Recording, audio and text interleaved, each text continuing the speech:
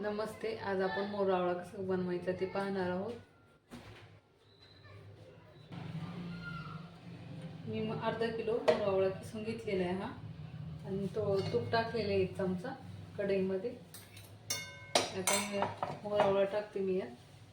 तो शिजून घ्यायचा.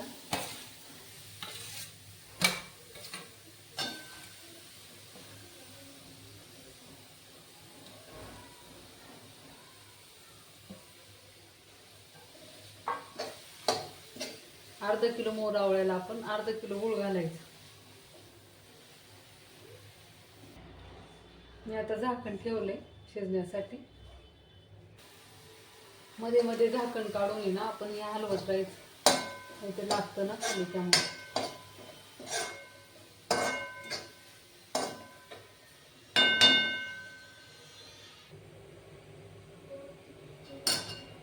हे पहा तुम्ही, थोडं शिरत आलेलं आहे हा आवळा. आपण त्यात आता गूळ टाकणार आहोत. अर्धा किलो आवळ्याला अर्धा किलो गूळ टाकायचा. मी 1 किलोचा गुळाची ढेपी होती, मी त्यातले अर्धी घेतली.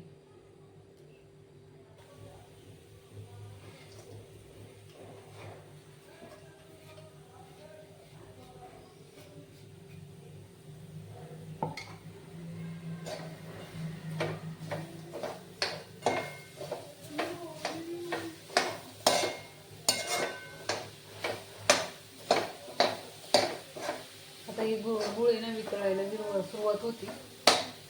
मग चांगलं शिजतं त्यात गुळामध्ये, अजून छान शिजतं. आणि हे खूप पौष्टिक असतं. आजार वगैरे जास्त काही होत नाही जर याच्यामुळं. नेहमी खाल्ल्यामुळं आवळा नेहमी खात राहायचा. त्याचा आवळ्याचा ज्यूस करायचा, कधी आवळ्याचा मोरंबा करायचा. त्यामुळं आवळा कॅन्डी केली तर चालेल. थोडा वेळ आता याच्यावर आपण झाकण ठेवायचं, शिजून द्यायचं चांगला. मग शिजल्यानंतर हा 1 महिना राहतो. म्हणजे आपण चपाती वगैरे रोल वगैरे करून मुलांना डब्या वगैरे देऊ शकतो. हे बघा, खूप छान कलर आलाय याला आता मस्त. मला कसं ड्युटीला जावं लागतं ना, त्यामुळे मुलांना चपातीत वगैरे रोल करून मुलं घेतात आणि खातात. त्यामुळे मग मी हे बनवून ठेवत असते. त्यात थोडी पूड विलायचीची आणि जायफळची टाकायची. हाय, काय करते एवढ्या रात्री? हा, तुला उद्या नाश्त्यासाठी मोर आवळा करते. वाव, माझी फेवरेट करते म्हणजे आज.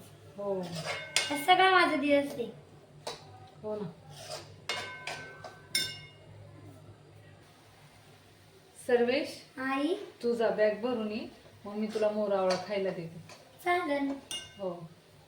आज सर्वेशला आहे ना टेस्टमध्ये 20 आउट ऑफ 20 पडले. त्यामुळे मी त्याला ते पाहू शकता गाजरचा हलवा केला त्याच्यासाठी. आणि उद्या तो डब्याला पण घेऊन जाईल, आणि ही मोर आवळा पण चपातीसाठी खायला घेऊन जाईल.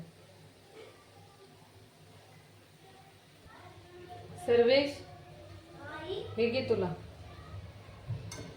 थँक्यू. वाव, गाजराचा हलवा आणि मुरंबा. आई, माझी बॅग भरून झाली. थँक्यू.